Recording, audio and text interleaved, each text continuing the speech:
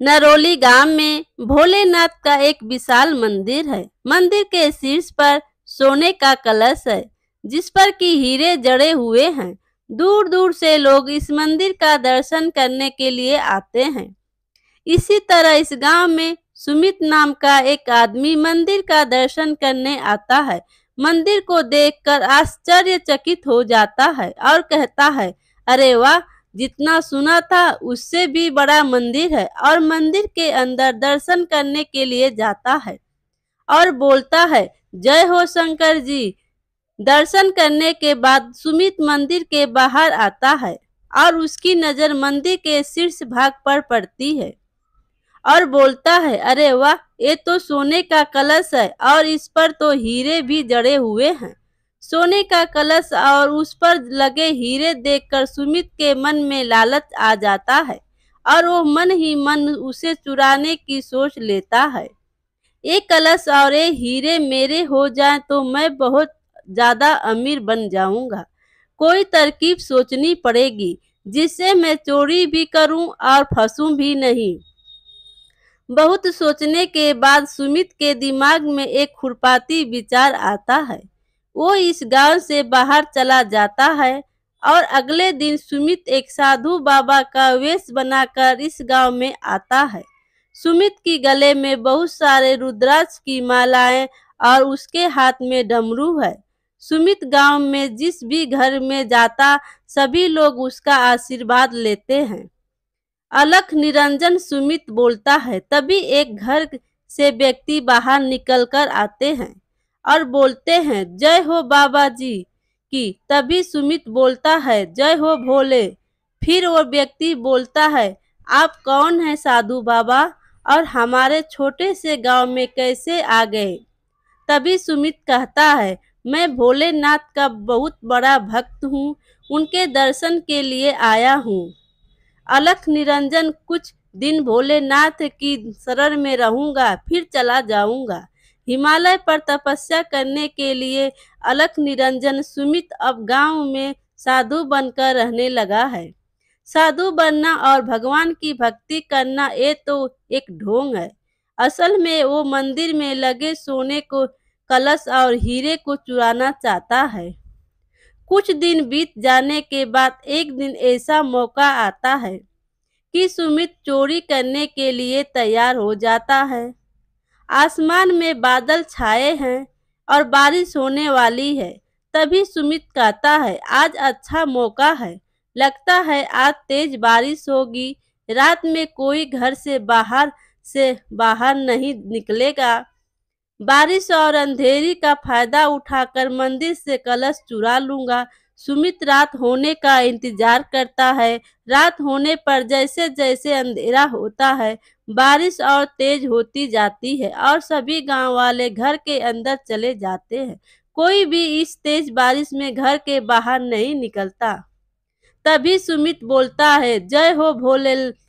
लगता है भोलेनाथ भी मेरी मदद कर रहे हैं। ये चोरी करवाने में सुमित इधर उधर देखता है और उसे बारिश में कोई भी नजर नहीं आता है और इस बात का फायदा उठाकर वो मंदिर के पास चला जाता है। फिर बोलता है, चल बेटा जल्दी शुरू हो जाए, अगर कोई आ गया तो तेरी खैर नहीं। सुमित तेजी से मंदिर के छत पर चढ़ता है और वहां से सोने का कलश उठा लेता है। हे भोलेनाथ, मुझे माफ कर दो, पर मैं क्या करूं, मुझे भी तो अमीर बनना है ना। चोरी नहीं करूंगा तो अमीर कैसे बनूंगा। सुमित सोने का कलश और उस पर जड़े हुए हीरे लेकर वहां से शहर चला जाता है। अगले दिन गांव वाले देखते हैं कि मंदिर के शीर्ष भाग से कलश गायब है। तभी एक गांव वाला बोलता है, ओ देखो, किसी ने मंदिर का कलश चुरा लिया। तभी एक औरत बोली, चोर कौन हो सकता है, साधु बाबा भी तो कहीं दिख नहीं रहे हैं, कहीं उन्होंने तो ये सब नहीं किया। तभी एक और बोलता है, नहीं नहीं, वो तो एक सच्चे साधु महात्मा है, वो ऐसी हरकत नहीं कर सकते। तभी एक औरत बोली, पर अब हम क्या करेंगे। दूसरा कहता है, हम कुछ नहीं कर सकते, जो करना है वो भोलेनाथ ही कर सकते हैं, सब कुछ उन पर ही छोड़ दो। दूसरी तरफ एक आदमी सुमित के घर का दरवाजा खटखटाता है। सुमित दरवाजा खोलता है और देखता है एक गरीब से दिखने वाला आदमी उसके घर के बाहर खड़ा है। तभी सुमित कहता है, बोलो क्या काम है।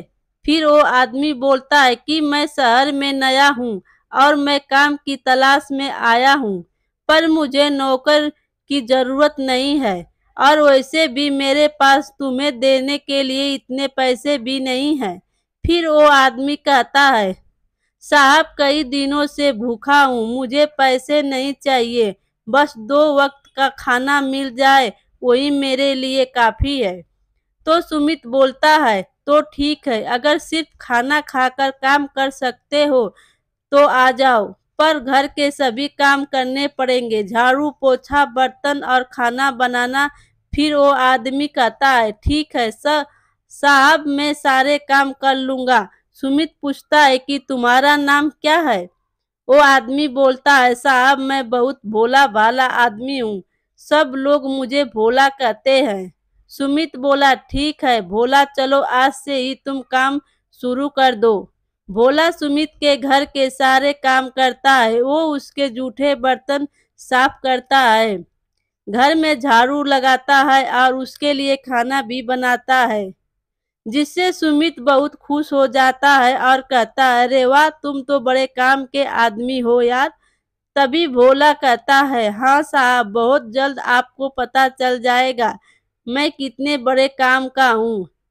भोला अपने घर के कामों में लग जाता है और सुमित अंदर कमरे में जाता है जहाँ उसने मंदिर से चुराया हुआ कलश रखा है। वो कलश को देखता है और बहुत खुश हो जाता है, अब मैं इसे बेचकर अमीर बन जाऊंगा। सुमित कलश को अंदर रख देता है और बाजार चला जाता है।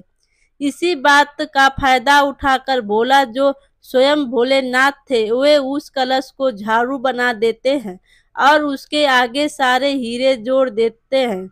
सुमित बाजार से अपने लिए कुछ कपड़े लेकर आता है। भोला, भोला साहब मुझे कुछ दिनों के लिए गांव जाना है, एक जरूरी काम है। सुमित कहता है, ठीक है जाओ और जल्दी वापस आ जाना। भोला फिर कुछ कहता, साहब मैं गरीब आदमी हूँ, मेरे घर में झाड़ू नहीं है, मुझे वो झाड़ू चाहिए। तभी सुमित बोलता, बस इतनी सी बात, ये लो रख लो। सुमित अपने हाथों से झाड़ू उठाता है और भोले को दे देता है। वो झाड़ू की तरफ देखता ही नहीं, जिससे उसे पता ही नहीं चलता कि यह झाड़ू सोने का बना हुआ है और इसके आगे हिस्से पे हीरा जड़ा हुआ है। भोला इस सोने और हीरे के झाड़ू को लेकर चला जाता है और गांव आकर झाड़ू से सोना अलग करके कलश बना देता है, जो खुद भोलेनाथ है, और कलश को मंदिर में फिर से लगा देते हैं। दूसरी तरफ जब सुमित अलमारी खोलकर देखता है तो उसे कलश की जगह झाड़ू दिखाई देता है। तभी सुमित बोलता है, अच्छा तो तूने चोर के घर में चोरी की है, अब तुझे छोड़ूंगा नहीं बच्चे। सुमित फिर से साधु का वेश बनाकर गांव में आ जाता है और देखता है कि कलश और हीरे फिर से मंदिर पर चढ़ाए हुए हैं और बोलता है, अच्छा तो यहाँ है सोने का कलश और हीरे, कोई बात नहीं, मैं इन्हें फिर से चुरा लूंगा। सुमित कुछ दिन शांत रहता है और मंदिर में पुजारी बनने का नाटक करने लगता है। कुछ दिन पुजारी बनने का ढोंग करने के बाद एक दिन सुमित को चोरी करने का मौका मिल ही जाता है और वह रात को मंदिर की छत पर कलश की चोरी करने के लिए जाता है। तभी अचानक से वहां भोला आ जाता है और भोला बोलता है, कौन हो तुम। फिर सुमित बोलता है, अच्छा तो अब तुम मुझे भी नहीं पहचान रहे हो, मैंने तुम्हें अपने घर में नौकरी दी थी, मैंने और भूल गए। फिर भोला बोला, अच्छा तो तुम यहाँ चोरी करने आए हो। सुमित बोला, चोर तो तुम हो, तुमने मेरे घर में चोरी की है। भोला बोला, क्या चुराया मैंने। तभी सुमित कहता है, सोने का कलश और हीरे। तभी भोला बोला, और वो सब तुम्हारे पास कहाँ से आया। फिर सुमित बोलता है, तुम्हें उससे क्या मतलब, चलो जाओ यहाँ से, नहीं तो मैं तुम्हारा सिर फोड़ दूंगा। तभी भोला का बदला रूप देखकर वो चौंक जाता है। भोला भगवान शंकर का रूप धारण कर लेते हैं। फिर वे बोलते हैं, तुमने दूसरी बार चोरी करने का दुस्साहस किया है, अब तुम्हें इसकी सजा तो भुगतनी पड़ेगी। और सांप उनके गले से निकलकर हुंकार भरते हुए सुमित की तरफ बढ़ता है। सांप को अपनी तरफ गुस्से में बढ़ता देख सुमित बहुत डर जाता है और कहता है, मुझे माफ कर दो भोले शंकर, मुझसे बहुत बड़ी भूल हो गई। तभी शंकर भगवान कहते हैं, नहीं ये भूल नहीं, ये पाप है और आज तुम दूसरी बार ये पाप करने जा रहे थे। फिर सुमित बोला, बस आखिरी बार मेरा ये पाप माफ कर दीजिए, मैं आगे से चोरी का काम छोड़ दूंगा। सुमित को इस तरह रट और गिड़गिड़ाते देख भोलेनाथ उसे माफ कर देते हैं। अब सांप सुमित को न काट कर वापस भोलेनाथ के गले में चला जाता है और भोलेनाथ वहां से गायब हो जाते हैं। अब सुमित मंदिर से नीचे उतरता है और उसे उसकी गलती का एहसास हो जाता है।